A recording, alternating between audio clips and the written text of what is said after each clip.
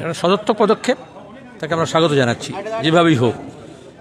এটা ট্রাম্প ঘোষণা করলেন, তাহলে ভারত এবং পাকিস্তান গোটা বিশ্বের সামনে ট্রাম্প বুঝিয়ে দিলেন যে কে পরিচালনা করছে। এই কথায় দেশের মানুষ, শান্তিকামী মানুষ, ওই দেশেরও এ দেশেরও আমরা বলছিলাম যে এইভাবে যুদ্ধ চলতে পারে না। সন্ত্রাসবাদী হামলা এবং তার প্রতিকারের জন্য সন্ত্রাসবাদী হামলা বন্ধ হয়, সন্ত্রাসবাদী ঘাঁটি নির্মূল হয়, সেই চেষ্টা চালিয়ে যেতে হবে। এবং তার জন্য আজকে বিদেশ সচিব যা বললেন যে আবার বৈঠক হবে, আগে কথা হয়েছে দুই দেশের director general of military operations, তাহলে কথা বলতে হয়। তাহলে সমস্যার সমাধান গলিসে নেই বলিসে হোগা, এই কথাটা আমরা যখন বলি তখন আমাদেরকে দেশদ্রোহী বলা হয়। এখন তাহলে বিদেশ সচিবকে তাই বলা হবে? কিন্তু কাশ্মীর সমস্যা এবং ভারত পাকিস্তানের দ্বিপাক্ষিক সম্পর্ক সবসময় দ্বিপাক্ষিক থাকে, এটা ইন্টারন্যাশনালাইজ করা হলো।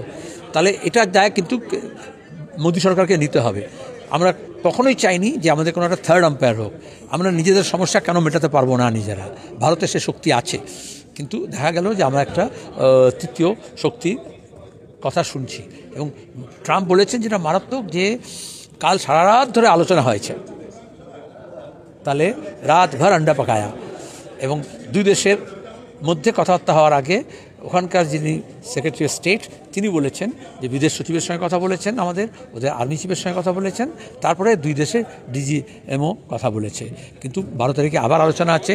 এটা ভালো হলো, দীর্ঘদিন ধরে ভারত এবং পাকিস্তান কোনো আলোচনা করছিল না।